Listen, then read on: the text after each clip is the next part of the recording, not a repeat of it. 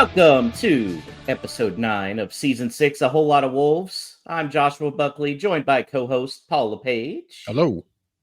We got Danny on the socials in Baltimore. Hello. Alex, our great producer in New York City. Happy Sunday. And joining us once again from Michigan Wolves, one of our favorites, it's Joe Dylewski. How's it going, Joe? Good, guys. Thanks for having me back. And you just got back from a fun trip over to Wolverhampton.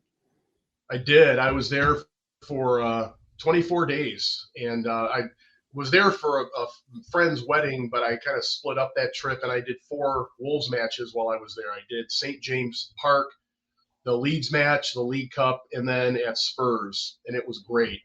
And I wanted to pass along to you guys that while I was there, I ran into a number of people who were fans of the podcast, and in particular, folks like Rob and Gina, who we met at the Great Western and are religious listeners to the podcast. So shout out to them. And the other highlight of this trip was I went on the Wolves Heritage Tour with Kevin Harris. And wow, it really was cool. And if you're a Wolves fan or supporter here or abroad and you're ever there, I recommend that you connect with Kevin and definitely do that tour. It was really cool. Sounds like a perfect chance for us when we go over next season to watch Wolves in the championship. So, let's get right to it. 1-1 draw, another draw. That feels like a loss, guys. The starting 11 was almost unchanged, except for one new addition, Paul, against Spurs. Tachua came in probably to try and pocket Mente. What do you think of that starting 11? Happy, mainly. The news on Doc with his injury ruling him out. I think it would have been obvious to start Tachua anyway, going pace for pace against Mente. And that largely was reflected through the course of the game. I think the lineup, the 4 at the back, again, is probably going horses for courses in terms of the opponent, but I thought it made sense largely. So I was looking forward to it with some relative optimism going 4 at the back against them. Joe, you were over in Wolverhampton, so you kind of have the pulse of the people out there. What are the thoughts here of this back 4, especially with Santi and Johnston coming back into favor? Well, what I found interesting was in talking with people is how quickly the mood of Agbadou turned. But it was, to me, it was interesting to being able to attend the 4 matches is to watch the evolution and listen to the supporters. And I think for the most part, the other people that were around me thought like I did, that they definitely saw some cohesiveness building, and the personnel is what it is. But for the most part, I think they saw kind of a turn, especially after the Everton match. That made a difference. But I think the sentiment over there is the same as it is here, and they're probably a little harsher than we are, but the sentiment's the same. Danny, the big online chatter was just kind of the performance of Hwang Hee-chan. Looked a little dicey. I know I was one of them. But you actually had a different opinion on his performance in the first half. Yeah, let's just get this out of the way, I suppose. We're going to open me up for some pelters, and I'm ready for it. But I think, it's kind of hilarious how every single week he gets picked. And look, I'm not saying that I think that he's playing well. He's clearly been out of form, as has the team since April at least.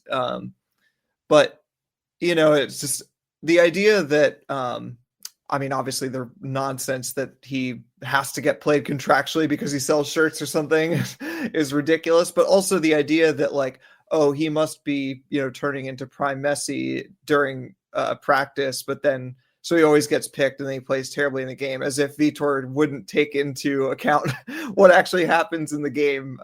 He must offer something. Now, again, we can say that, Vitor is wrong or an idiot or whatever for making that choice. And I might agree with some of that. But I think there's plenty there to show potentially why he gets picked. And he was doing a lot of defensive work. I know that's not that exciting because we struggle to score goals from open play. He drew 2 yellow cards. He drew a few other fouls that weren't cards. He's doing things that someone like Fer Lopez probably can't do. Now, like, would I be disappointed to see Fer Lopez starting in front of him? No, not at all. Our biggest problem today, and for probably the last several weeks, since our defense has sort of gotten a little bit back on track, has been just creating clear-cut opportunities. And so, I think it's a real dilemma for Vitor going forward. I think Hwang still offers a lot more than people probably want to admit. But I think that, Fer Lopez also has shortcomings to his game that are going to make things difficult, just in different ways. So I don't know what the answer is. Hee-chan clearly doesn't have the answer. And I will say one more thing. People get really upset when Hee-chan skies a shot. We all do. We get upset when almost any player skies a shot unless they're a center back. But like, Hwang has never been good at shooting from outside of the box. And maybe it's him making a dumb choice that Vitor doesn't want, and Vitor should tell him to cut it out. But like, more likely is that he's being left in those positions with the ball and being given the choice, or he's being told to take shots from there. And if that's the case, then I would take issue with Vitor, because again, the places that we've seen him score goals from are not from just outside the box. So him putting it into the stands from just outside the box is like not surprising to me. I hate it, but like, that is what happens. The thing for me is Hwang is such a confidence player that he needs to have 100% confidence just to be contributing. And while he wasn't great today, it was better. Certainly at home probably helps. The way that he was, again, able to draw those fouls, and we'll probably come on to tactics later when we talk about this again, but that was a missed opportunity. But what I'm worried about, and it's a little like what Joey's mentioning in the comments right now, we've got no one in that position, and that's a failure of the summer. That's a failure of ever being able to replace Pedro Neto. It's got nothing to do with Hwang. It's got nothing to do with Fer Lopez. It's got nothing to do with Arias. They're not left-sided attacking forward players. So, yeah, you could put Rodrigo Gomez in there, but is he going to be coming up with exactly the same thing that Hwang's going to be doing, just because he's not they're all 12, 15 million pound Premier League players. They're not a Pedro Neto 25, 30 million Cunha type player. This is what we've got, and it's a damning indictment on our forward presence that we have to roll him out every week simply because there's not a better body that you can plug in and make something work. Yeah, you stole my point there, Paul. Definitely, because you can see Arias is more comfortable on the right side, and that's for Lopez's side very clearly. So it's not like we can play for Lopez and Arias. You're asking one of them to play on a side they're not comfortable with. So yeah, your choices are Hwang or Bellegarde, who's not a natural winger. It's a tough situation. One guy who has been coming through lately is Mario Menezzi. He's another lightning rod, but you can't deny what he's done the last couple of matches. And in fact, I'm going to say he scored that goal. I know it was credited as an own goal, but that was a nice little rocket that he got a favorable bounce, but I felt like it was deserved, Alex. Yeah, I guess. I mean, it is a little unlucky on Verbruggen's part. He made like an unbelievable save. Right place, right time for Marshall Menezzi, I suppose. I, more than anything, was just surprised that the luck of Danny Welbeck went against like him. You know, like I feel like anything that happens with Welbeck and Wolves, I feel like usually will go his way. It's about time that luck evened out a little bit. Really, I mean, he's attempting to clear the ball. I understand it. I'm not saying heading it is easy, but he put it on a tee for Menezzi.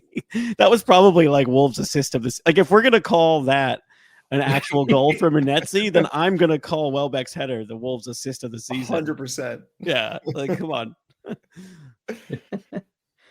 Joe, with Menezzi's recent performances, like, he's never coming out of the lineup as long as Vitor's there, right?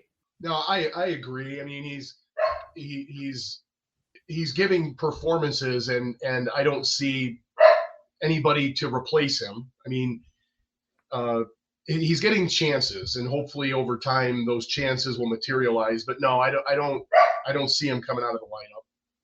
Well, one person who missed the goal was Vitor Pereira, who was shown a straight red by our good friend Jaron Gillett. He who decided to straight red Mario Lamina for walking forcefully towards him. Johnny Phillips said that Vitor was sent off for irresponsible behavior in the technical area after he kicked a spare ball into the official's fourth seat. He was able to talk to the team at halftime, but Danny, that seems a little thin-skinned again by the officiating crew.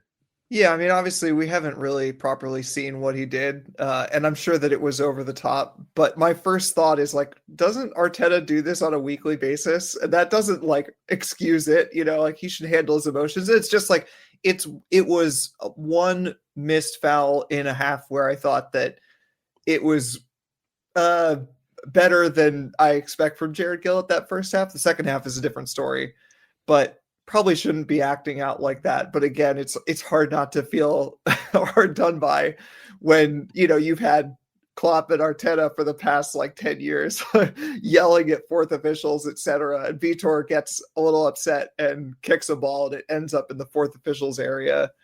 And that's a straight red. So I don't know how much it affects the overall result. It's certainly not good mentality for the players who are trying to do something out of the field for the coach to then get sent off like 30 minutes into the game. Paul, do you think a manager getting sent off during a game actually matters? Because obviously he has communication with his staff on the sideline. Yeah, I think seeing the game from a different angle, I suppose, in the stand, having that communication channel makes it somewhat more easier. Whether there's some more closeness to it or quickness of reaction, I'm not sure. I think I can't remember someone who said it, but like managers should, in theory, be able to set the team up, and as soon as they cross that white line, then in theory they don't have to send any more instructions out. The job's done. Now, again, we might talk about this in some depth when it comes to substitutions and being able to see how the tide of a game is changing. That's a different matter altogether. So does it make a huge amount of difference? I don't think so, but at least it's something to like look over to and know what you should be doing and when, and having that closeness probably does err on the side of being there and present. Well, Wolves did have a 1-0 lead, and it was looking pretty good. And then the substitution started, Joe. And the first one was Hwang coming off for Agbadou. Very interesting, very quickly going to the back five. Did you agree with that decision when it happened? Obviously, we know the result, but did you agree when it happened? I was watching it, and I'm like, oh, no. Oh, no. I was commenting to folks who were with me. It's amazing how the opinion of Agbadou has turned from last spring to now. But I mean, at the end of the day,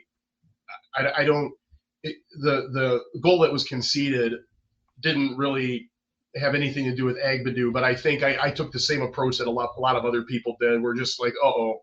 It was like at that point when they went into the defensive shell, I said, well, here we go. I mean, we're conceding 2 points here, or at least 2 points. So I was concerned, but it was what it was.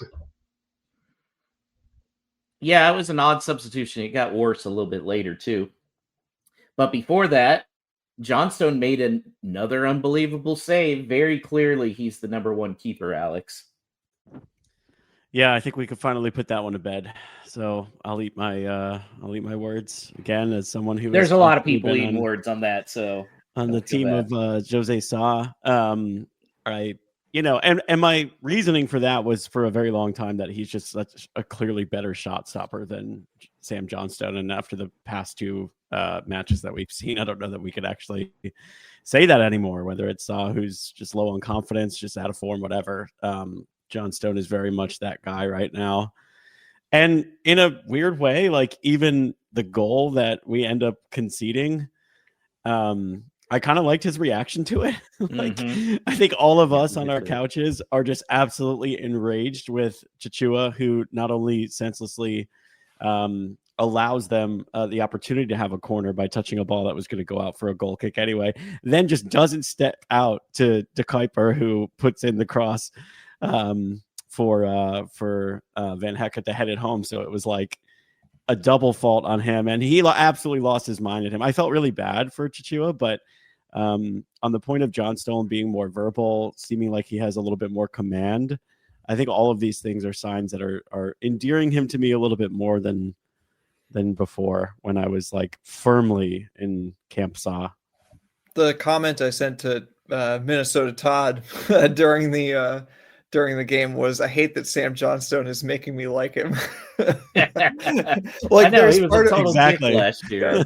there's part of me that just still doesn't really rate him, like just from all the times I've watched him at Palace, but I mean, it's undeniable that he's got the shirt now. There's just no question who should be starting the next game.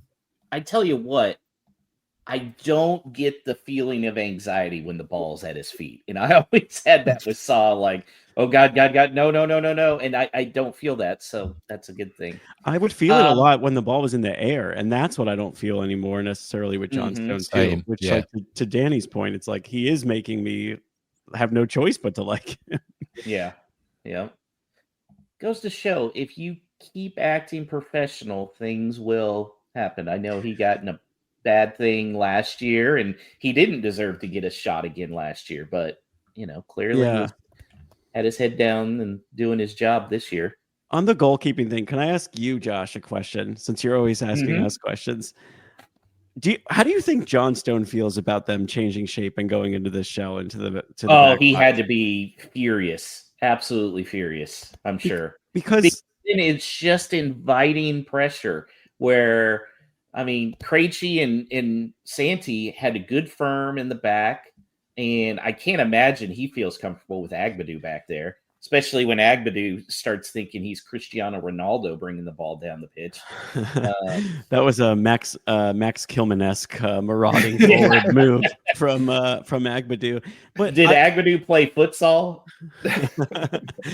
He may have. But I just think it's for a goalkeeper, like, going to the back four is what solidified this defense. It's the only stability that we've done, and that's why I don't understand mid-game why we have to go to the back five. It's like, independent of Agbadou, we're our most solid right now when it's Santi and Krejci back there. So if you're holding on to a lead, why make a fucking change? And a big part of that is Krejci, because Krejci probably is the best communicator in the back line Wolves have had since Cody. If you watch him during the match, he is always talking. I mean, for the fact that this guy is new, he could, if was given the captain's armband next match, I would not be surprised. They're not going to do that, but I mean, he's made a huge difference, not just with his play, but with the communication. And then when you're throwing Agbadou, we don't know. I mean, Danny, do you know if Krejci had ever played in a back five before this? I'm not sure. I mean, I think that the difference in leagues is probably pretty significant there.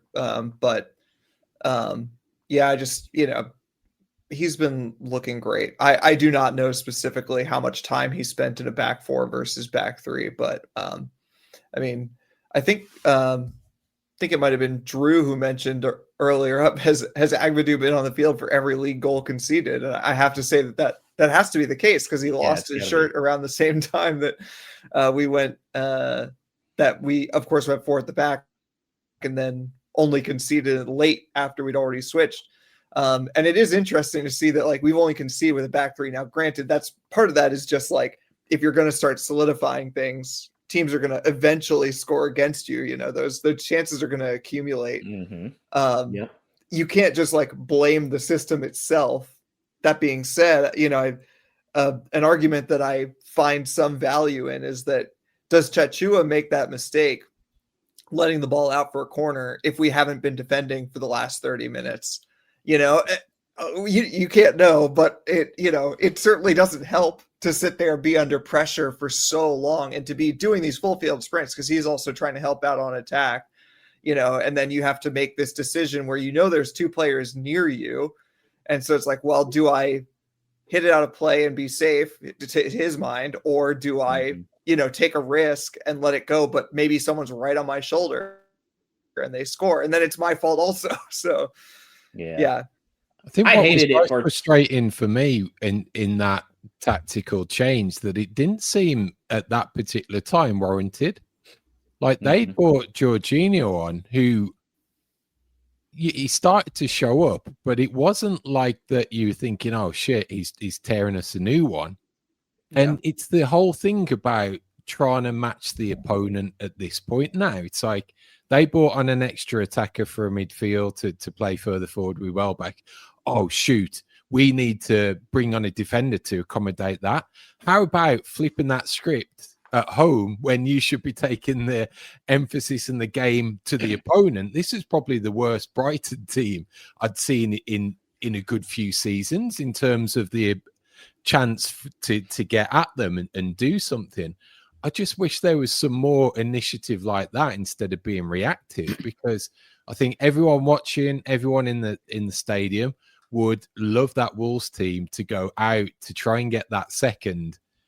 If they get picked off on the break and concede, that then fair enough. But the whole narrative of parking the bus, inviting the pressure on, like we're a good defensive team. We're not that good to hold out for that amount of time. Yeah, and we should have had a second goal. I mean, Arias missed a golden opportunity, has to score there. JSL hit the woodwork, almost looked like he had it. But Joe, what's the deal now with Arias? Because he's not contributing in goals very much. I know we got him for fairly cheap, but we're seeing why Wolves were able to get him and a bunch of other clubs weren't in on him. Weren't interested. Yeah. Mm-hmm. What is it with Arias? I saw, I think it was in preseason where he had a brilliant goal, and I just, at this point, I always look at, is he getting the opportunities? You have some players that never get themselves in a position they have the opportunities, and I'm a believer that things like that can be corrected. And so I'm hopeful. The style of play has been okay. I'm hopeful that he can correct the finishing. And I think the issue with finishing is not just an Arias problem. The final third tactical work of the squad in general is more of a problem. And I think over time that will hopefully improve. We talked so far about those substitutions, which brought it to a back five, really inviting more pressure. I thought the biggest blunder was when they took off JSL and did not bring in Tolu, Danny, because at that point, you don't have a target guy downfield who you can just try and boot it to and clear it out. What possibly were they thinking not bringing him on? I can't imagine. I mean, I'm a big appreciator of what Bellegarde does bring to the team. And like, I kind of see it in the sense of like, as Paul said, they've sort of shifted their midfielders further forward. They've brought in attackers for midfield. So try to get a hold of midfield and try to retain more possession. That's the like argument for it. But we just had nothing at that point up top. And I mean, this is kind of what I talked about at the beginning, where our forward options feel very thin. And this is where like it kind of gets to like, I'm happy to hear arguments that, the players let Vitor down, or that Vitor let the players down with his tactical plan. But this is where it comes down to recruitment, where our options up top. I mean, look, people can shout all they want on Twitter about Hwang blasting into the stands or whatever, or Manetzi not being technical enough or whatever. But like, how many goals does Strand Larson have in the league this season?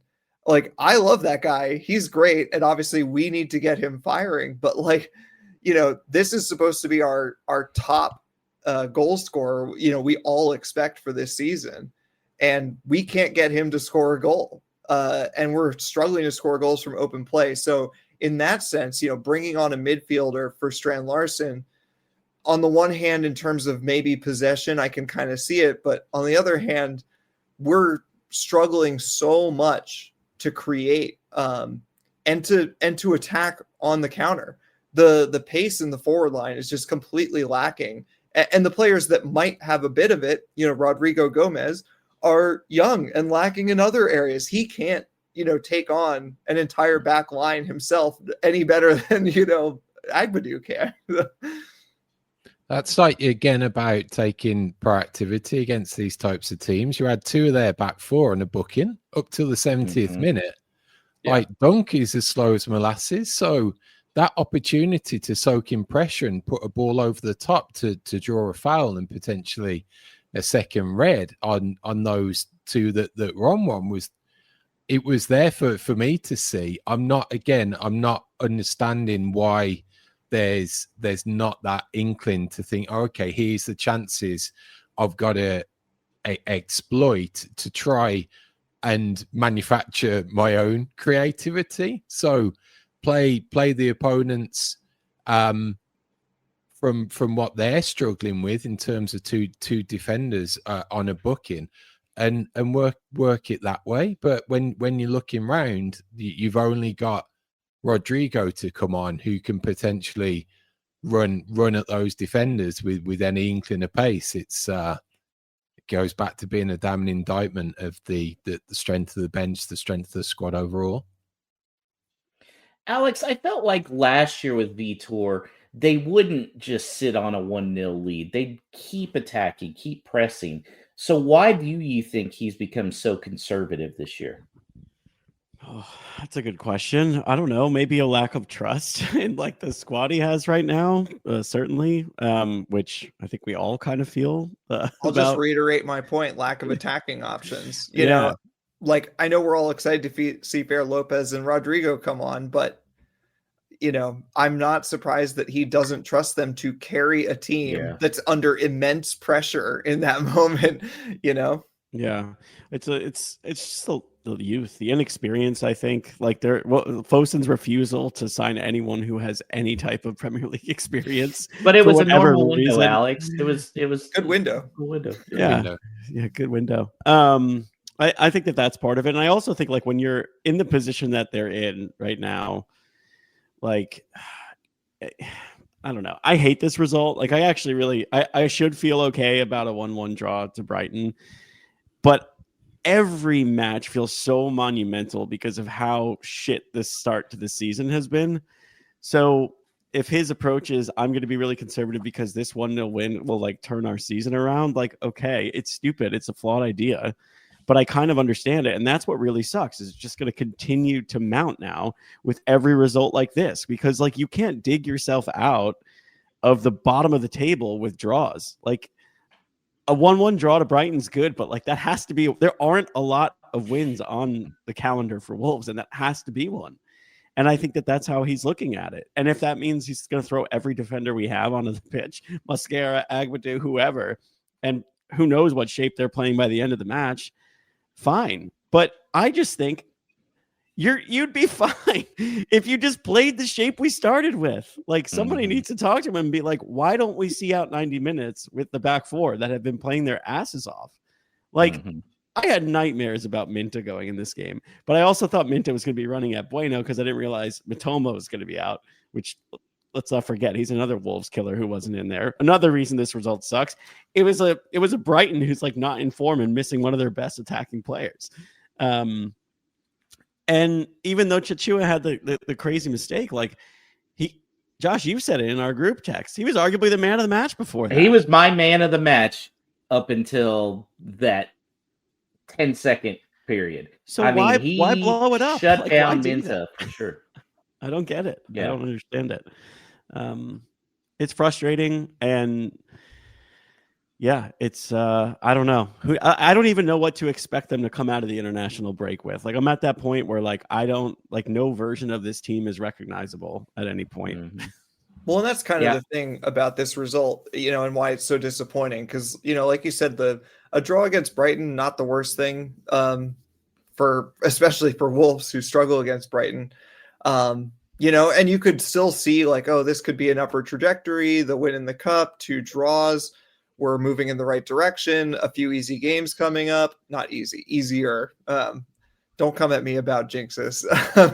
But the bigger problem is just like going into the international break and feeling like this next game has to be so important.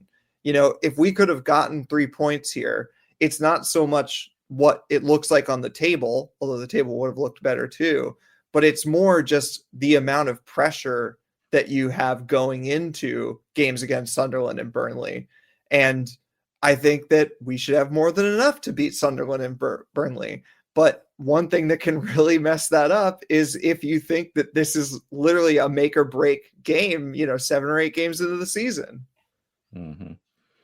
Yeah, I have hip replacement surgery scheduled in 9 days, and I feel like it's not nearly going to be as painful as watching Wolves this season has been. Yeah, but you get heavy drugs now to deal with Wolves. Yeah, to deal with the inevitable Sunderland, collapse. Paul, I'm starting to get a feeling that it's inevitable now we're going to be in the same cycle where we get rid of our manager and have to spend a shitload in January. Yeah. It's all about contingency planning. And the one worry that you've got with our setup and our footballing structure at the front office is one doesn't exist. It's panic moves. It's no forward thinking. It's no forward thinking to the extent of, well, thanks, Vitor, you kept us up, but we want to kick this team on, and we've got a coach that can come in, and we've got a good confidence that we can do that. Doing that in the pre-season rather than ended up giving him a 3-year contract at the start of one that he's had a terrible run of results with. It's like the only time we've ever done that was when they got rid of Paul Lambert and we got Nuno in. And you constantly need that as a club. It's got to be kind of how can we improve? Brighton do it, like Bournemouth do it. They know the next man up, or they've got that short list. We'll be scrambling around trying to find whoever is the next George Mendes lackey to try and get the same bump as we did last season. And you only get Cat's only got so many lives. We can't keep on doing that season in, season out, because you are circling the drain at that point, and it's inevitable. And I just want to be a stable club. And right now we're in the cycle that all these bottom feeders have, or it's just round and around and around. Watford Wanderers. Yeah. Right. I mean, 100%. And that's why I sort of resist the sort of reflexive Vitor out calls, is that like, who out there, who is going to come to us at this point? But also, I know there are plenty of managers with a big enough ego to take a job in the Premier League regardless, but it's just like this cycle only goes one way. Watford didn't even get to be a yo-yo club after they went down. It's because they keep replacing their manager. And I'm not going to sit here and pretend that I watch a ton of Watford games. I probably haven't watched a single Watford game since they dropped out of the Premier League.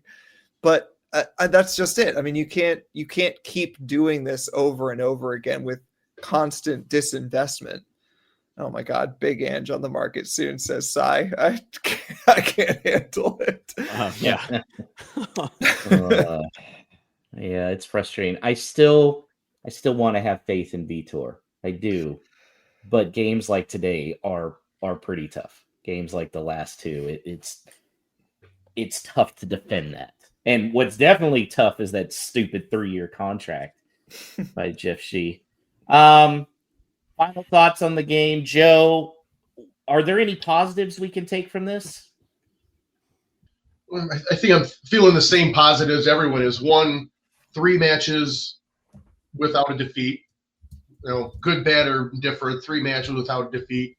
One is we beat a bogey team for Wolves, which is Brighton. Always seem to have difficulty.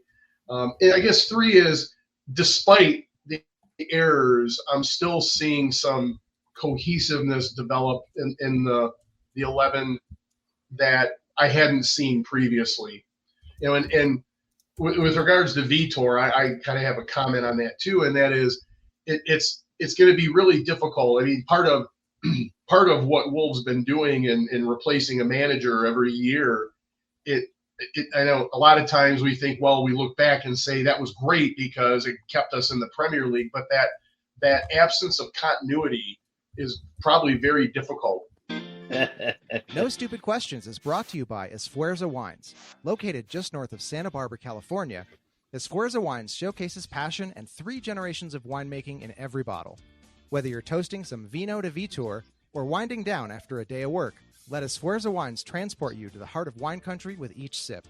Now at esfuerzowines.com, you can use the promo code VITOR, that's VITOR, at checkout to receive a 30% discount off your order. And don't forget to try the special edition 1-pack wines to show your passion and support for Wolves with each glass. This message is intended for those of legal drinking age. Do not drink and drive. Excessive alcohol consumption may be harmful to your health. If you or someone you know is struggling with alcohol abuse, please seek help. Esfuerzo Wines reminds you to enjoy their product responsibly and in moderation. The time of the show where you, the listener, have the opportunity to get involved and ask us anything related to Wolverhampton Wanderers. Number of ways that you can do so. You can do so by getting at us on X at WLW Pod. You could email hello@wholelotofwolves.com. Those of you watching on the live stream now, you can throw your question in the chat and we could address it there as well. Of course, it's brought to you by Esfuerzo Wines. EsfuerzoWines.com, promo code Vitor, as you heard there, and as those watching can see on their screen. So let's start with this question on X, IKGKOT. After Johnstone made that save, I felt that we'd win it. Sitting back and inviting Brighton to attack us at a game of forwards versus defenders was daft. Where will our wins come from? Where do we see wins? Anybody, please. This next match at Sunderland, Danny's probably going to disagree with me here. It's a must win. I know there's still plenty of time on there and stuff, but we only get 2 cracks at some of these teams, and really we need 6 points from those 2 cracks. I won't disagree with you. I'm a descriptivist, not a prescriptivist, and that's a deeper cut. But you know, like, there is the must win in terms of math, and it's not that. We all know that. Yeah. But in terms of the way that this season is going up until January, when, you know, decisions have to be made, and obviously before then, if managerial decisions are going to have to be made, it's like for Vitor, it's a must win, you know, and the path down which you tread if you lose to both Sunderland and Burnley is a very different one than if you get at least 4 points out of those 2 games. It's like last season we had that Southampton game where we were a bad start to the season, but at least we beat a bad Southampton team at home, and then we go away and stuff Fulham 4-1, and all you're thinking, like, okay, at least there's something there. We've not shown an inkling of that so far, and that boils down to creativity and scoring goals. We can be as solid as we want, but if we've not got that outlet, if we've not got the opportunity to kick on and build on a 1-goal lead and get a second, and all of a sudden they've got to come at you more to try and get back into the game, and what does that leave? Opportunity to hit them on the counter for a third and put the game to bed. We're so far away from that type of setup. It's ridiculous. Yeah. We'll move on with this question. This is kind of a depressing one. Will Wolves' leading goal scorer this year reach double digits? That's from Drew, a good friend of show and frequent guest on X. Does anyone know how many goal scorers there have been on Wolves? Because our leading goal, it's just a bunch of guys with 1. If you include Bart Brogan. Venezzi's going to lead the team in goals. Yeah, Hwang, Krejci, Rodrigo Gomez, and Santi Bueno have 1. And I wouldn't say that any of those people are who I would expect to lead the team in goals. So whoever it's most likely that Wolves' leading goal scorer will have not scored a goal until mid-October this season, is what it's basically looking like. Do we think anyone reaches double digits?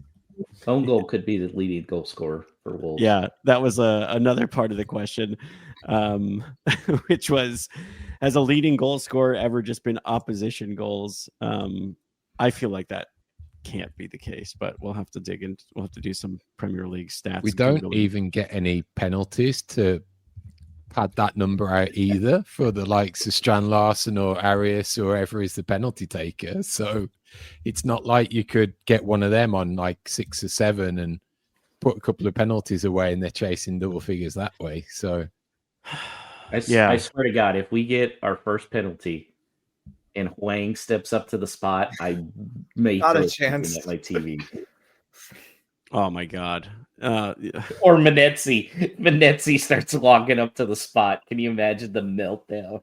I hope for Huang's sake he doesn't have to do that, because that will be immense pressure, and anything but a goal will be a terrible reaction, unfair reaction. I don't know, man.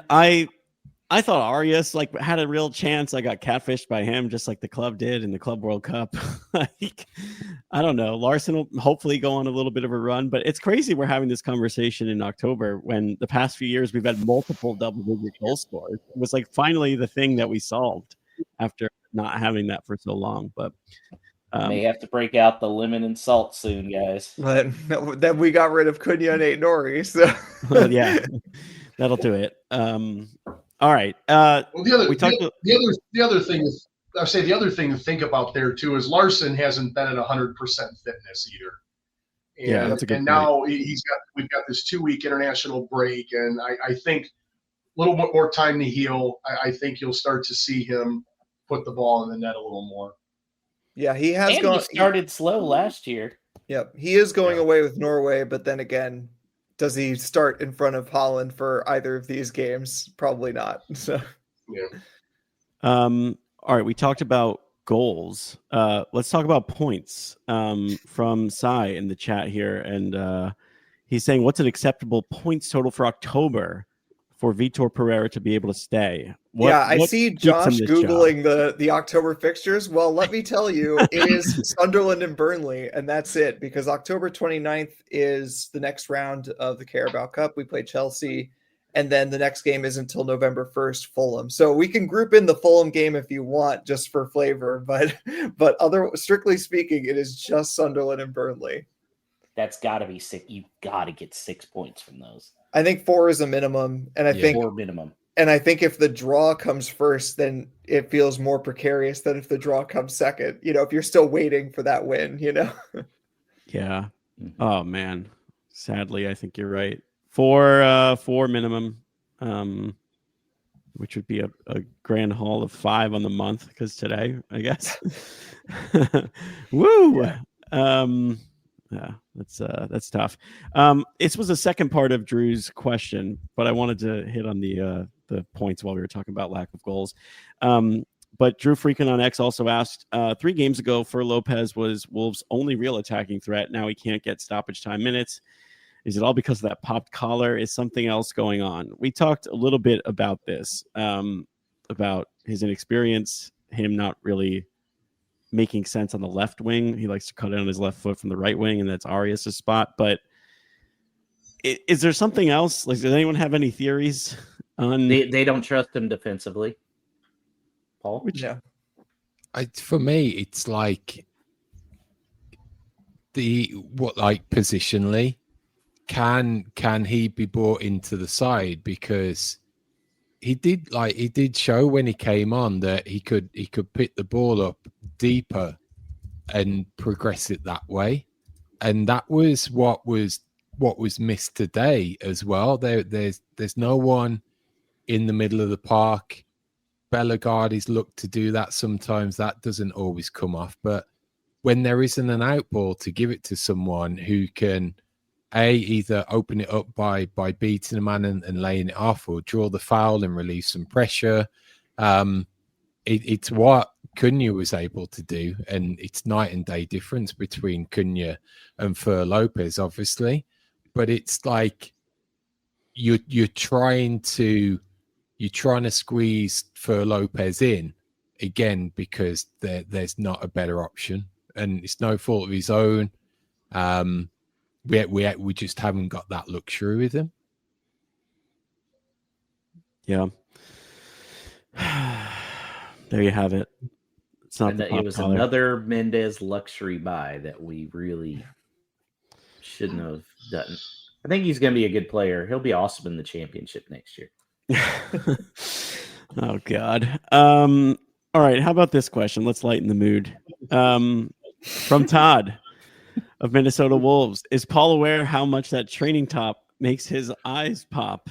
I know for those watching live, maybe a little surprised. I don't know if it's because we're doing this during the day. Maybe you've got sun flowing in through the window. I didn't realize Paul was had such bright blue eyes. You have some admirers in the chat there, Paul. There we go. It sure beats comments from my mum writing in. So thanks, Todd. I've got two fans now. Maybe I'll get 2 Valentine's cards next year. There you go. Yeah. That's I think that'll do it, right? For no stupid questions. Thanks to our friends at Esfuerzo Wines. EsfuerzoWines.com, promo code Vitor to get a 30% discount off your order. Later this month, we'll have some things to celebrate. You're going to want something to uncork and toast some Vino. I was all prepared today. That's what I get for thinking. That managerial announcement on November 2nd when we head into yet another international break. Yeah. Well, you know who'll be on the market on November 2nd? Ruben Amorim, probably. So, is he a Mendez guy? I bet he is. He's Portuguese. So. I think he has to be. And we were linked to him ages ago. I'm sure I would bet. I'd be willing to bet he is. What's old Gunner doing lately? Oh my God. I've seen United fans cry for him to replace him. Yeah. That's the thing, man. Just revives. It's not always greener on the other side. That's I get it, but well, we got out of jail a couple of times by appointing managers who were very exciting off the bat, and that is not always going to be the case. You might make an appointment and immediately feel like, oh, this was not savable by anyone. Yeah, but it's also like the only lever they have to pull. Like they really don't have any other lever to pull, which is why I feel like he's not going to finish the season. It's not that I don't want him to finish the season. It's just that you can't just you can't replace the squad. You can't just walk into relegation, like willingly. And if we're rock bottom still, what else can you do? There's just nothing. There's nothing else to do. Fire Jeff. He would at least get the crowd more pumped up. I got a little quick rant. 10 minutes left. I don't know if it was the placement of the mics or what. Molyneux was too quiet, man. 10 minutes left, holding on to a 1-0 lead. That's very rare. I gotta hear more. Gotta hear more from him. I think it was the nerves. Everyone's just terrified. But man, they needed it right there. The players needed to feed off of Molyneux, and normally they can get that energy, and I didn't hear it. It could have been just the placement of the mics. It could have been, they could have been doing it. I didn't know, but I was a little surprised that it sounded very quiet. Even before the goal. Yeah, Josh, that observation is true, and I noticed it in the matches I was at Molyneux. It just didn't seem to have the energy. And I'm not saying it's not justified for how the club had been performing, but I had several people around me talk about how the energy just wasn't the same. The energy was better at Spurs with the Wolves crowd, in my opinion, just everybody engaged, than it was overall at Molyneux. And I love going to Yeah. Molyneux. I think it's a great place, but I did see a difference. Yeah, I think that's part of it, is that there just isn't that much to be excited about on the field right now. And I know it feels a bit simplistic, again, to talk about our attacking options, but even just a player to get you off your seats, you know. And like there are moments where there are some clean through balls being played by Andre or João Gomez or someone, and Strand Larson is running onto it, and you think here's a chance. But just in terms of, you know, a collection of forward players, which can include midfielders, even defensive midfielders, you know, like whoever can contribute to that attack, who can go on a counterattack and make the crowd stand up, and also, you know, give you just some hope that, like, even when you're defending deep, because like defending deep, especially, I mean, I'm sure most Wolves fans are realistic at this point. Like, we're going to be scrapping this season. And so we're going to have to defend deep several times, I'm sure. But if you had any hope that there would be an exciting counter coming up that would get you a goal, maybe, then you might be more excited even for the defensive part of it. But instead, you're just like, well, we're just in it now. As soon as we decide to hit the button to go defensive, we're just like in the bunker now until they blow that whistle. Sigh in the comments. Josh, little observation. We haven't won a league game since your last visit. Should I start a GoFundMe page to get you back over? Absolutely, baby. Let's get me and Laura back over there. We'll drink some Bovril nonsense and have some good time hanging out with Stu and Adam and getting 3 points. Obviously, big match. Not this next weekend, the weekend after that against Sunderland. Also, a big watch party in the Midwest, Joe. Tell us about it. Oh, thanks, Josh. Yeah, so this was kind of the work of folks from Michigan, like Glenn and Belinda, and also Chris Wood out of Columbus.